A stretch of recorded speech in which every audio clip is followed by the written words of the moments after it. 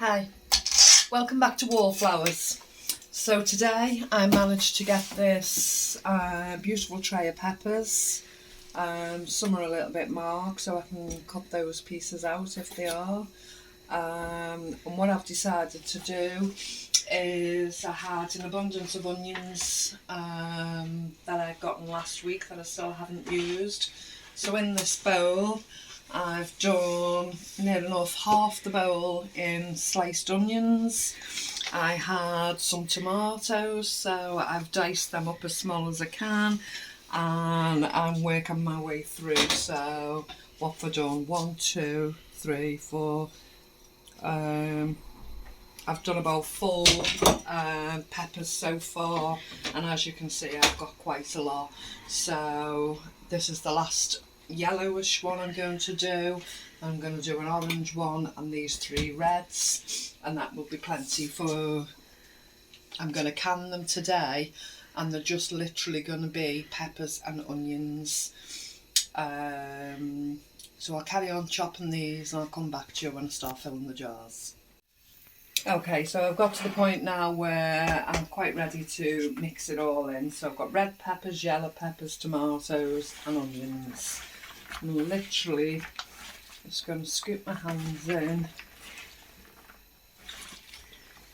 and mix it all in together.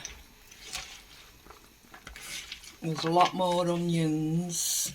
That's only salt I've just spilt on the side. A lot more onions than everything else.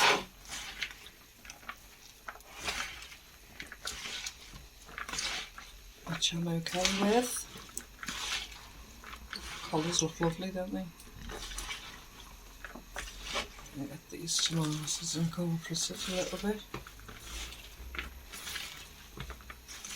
Now I go to a business locally called Fairclempt, and that business started off as a food initiative, basically to stop good food going into landfill.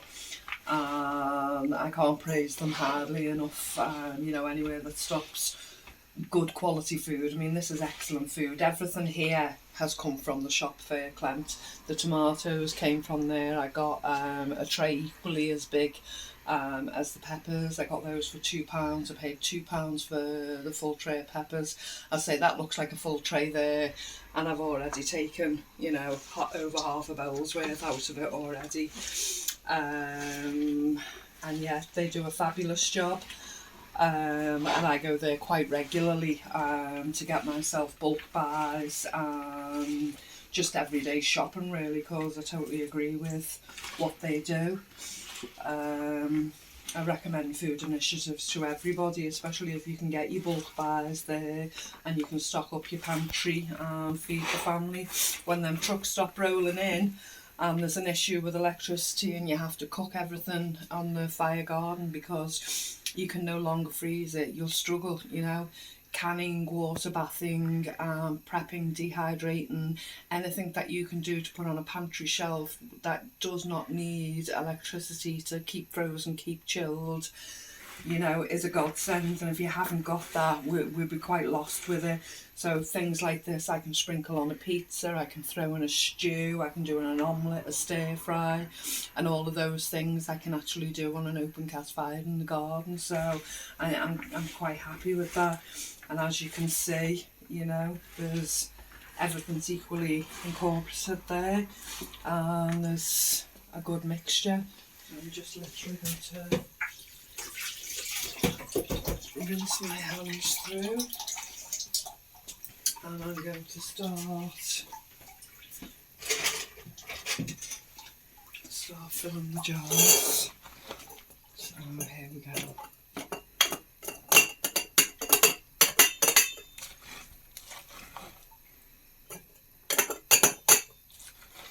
You don't need to pack them down so tight because you want the liquid in them to preserve them. And one of these would be fabulous just for the 2 of us. So what I'm going to do next is literally just 1/8 of a teaspoon of Himalayan salt. Put that in, and then I'm going to top up with kettle water. And this has been boiled, this water. And I'm not going to show you each and every jar, I'm just going to give you this example. And then, as usual, I'll take my plastic knife and I'll debubble, so you can actually see the bubbles coming to the surface. You don't want to get this far, water bath your food or pressure can your food and realise that you've not debubbled, because if you've got trap bubbles at the bottom, then they could actually produce bacteria because it's trapped there.